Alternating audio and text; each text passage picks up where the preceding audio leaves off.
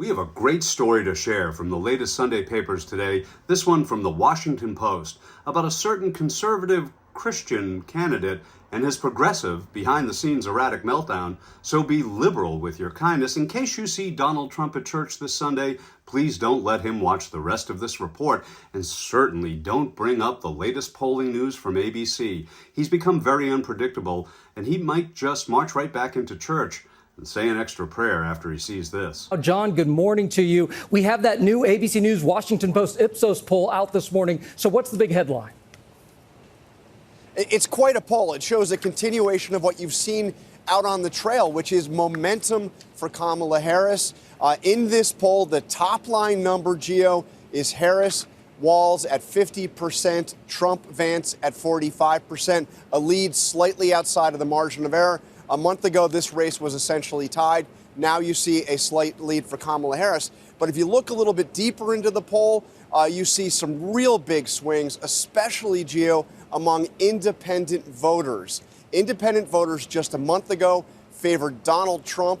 Now they favor Kamala Harris by double digits, 11-point lead among independents. I mean, John, this is a dramatic shift in this race. What strikes you the most in this poll?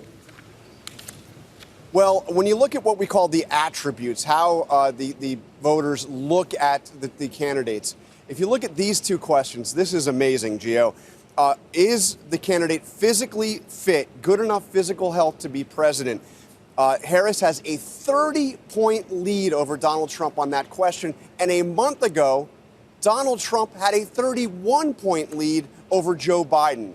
And then another question, has the mental sharpness to be president. A month ago, Trump had a 30-point lead. Now Kamala Harris has a 9-point lead over Donald Trump on that. So those are the kinds of swings you just never see in polling. Of course, we have a different race now. It's a different candidate at the top of the ticket for the Democrats. Yes, it is indeed a different race with a very different candidate. A candidate that has caught the smartest man in the world. Trust me, I'm like a smart person. With his big boy pants down and with absolutely no plan to hike his campaign back up by the bootstraps. You know, those are just north of your bone spurs. And in fact, the Harris-Walz surge has flummoxed the bad boy from Bedminster so much so that his behavior has caught the attention of today's Washington Post and is our big story.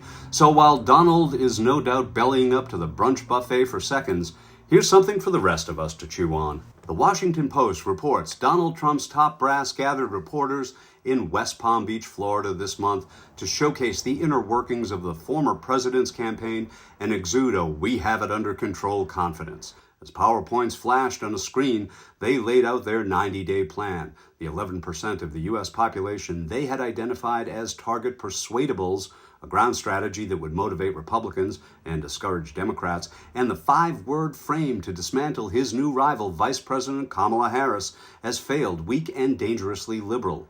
The only thing missing was the candidate, who sat a few miles away at his Mar-a-Lago estate with his own plans for blowing up the news cycle. Hours after the August 8th briefing ended, Trump appeared on cable news networks for a news conference filled with false or unsupported claims unrelated to the campaign's plan to defeat Harris. His crowd sizes, the unconstitutional elevation of Harris as the nominee, a near helicopter crash with former San Francisco Mayor Willie Brown that Brown says never happened. Trump decided to hold a news conference because he had heard his team was holding the briefing, but he wanted to talk. According to people familiar with the situation, who, like others, spoke on the condition of anonymity to reveal internal discussions. But Trump's 2024 campaign operation, much like his 2016 and 2020 operation, runs on the opposite assumption. The candidate follows his instincts while the campaign tries to keep up, offering suggestions along the way and adapting on the fly. That dynamic has challenged his team as it seeks to regain momentum after Harris replaced President Joe Biden in the race. With the addition of this past week of new advisors to his team and a broadening network of people kibitzing in his ear, Trump campaign officials are barreling forward with their plan focused on Harris and her record, while well aware that there are limits to their control. For his part, Trump announced Thursday that he is sticking with his campaign's senior leadership of Susie Wiles and Chris LaCivita, unlike in 2016 and 2020 when there were shakeups at the top of his operation. He's expressed confidence in the campaign strategy, making a point of attempting to focus his appearances this past week, such as standing up in front of a display of groceries meant to highlight the recent inflation, on driving the message prepared by his advisors. Well, we want to close it out, Trump said in Bedminster, New Jersey, when asked about the new hires to his campaign. We have great people. Susie is fantastic, as you know, and Chris is fantastic, and they are leading it. Yet hours later, he kicked off another controversy by downplaying the importance of the Medal of Honor awarded to wounded or dead soldiers while praising a top donor. Trump is spending part of this weekend beginning to prepare for a scheduled September 10th debate with Harris and expressing confidence to allies that he would still win. He was at his New Jersey club, advisors said, with Ivanka Trump and Jared Kushner, his daughter and son-in-law. The new hires this past week include Corey Lewandowski, a campaign manager from Trump's 2016 campaign, who had been pushed from the former president's orbit after he was accused of assaulting a donor in Las Vegas. Trump described Lewandowski as a personal envoy, though his exact role remains unclear given his history as a senior advisor. His first public action was to give a quote to Puck News repeating an attack on La Savita for consulting fees paid by the campaign. One longtime Trump advisor said the 2024 campaign had been drama-free, almost boring until the summer. But this person said it was always inevitable that when Trump hit a rough patch, he was going to return to figures like Lewandowski. In recent weeks, the former president spent his weekends and evenings complaining about the state of his campaign, this person said, while defending it publicly.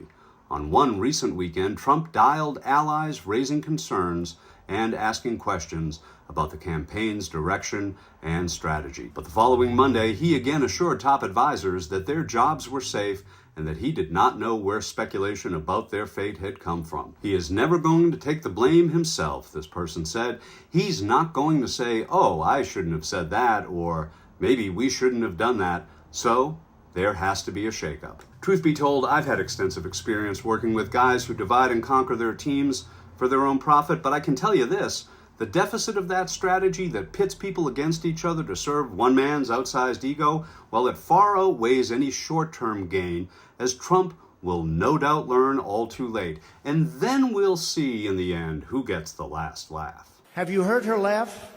That is the laugh of a crazy person.